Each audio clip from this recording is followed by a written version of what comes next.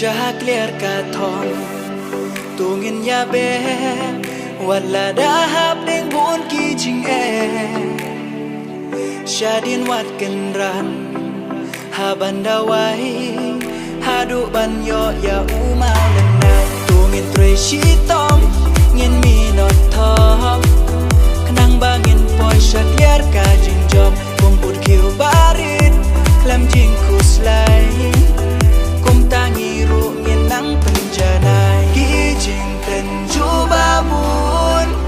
ha jing em ki wan telun ngin tu ngin om ken ran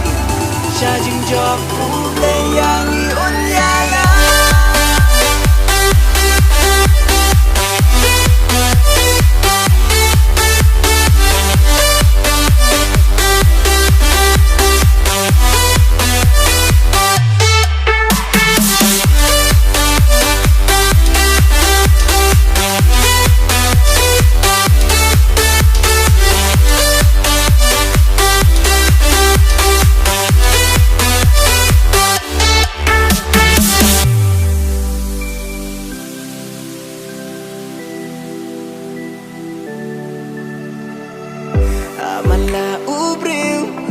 udon kathong tang babun sien kam la ban ulong tang chuan ching la du men sim kiklat no ka e ban yo hadi ban po sha kathong ni hap ban ya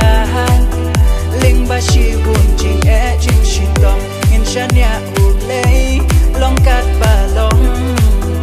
dei ma u ban ban po sha kathong ki jing ten chu ba mun ha jing em ki wan telun ngien tu ngien om ken ran sha jing job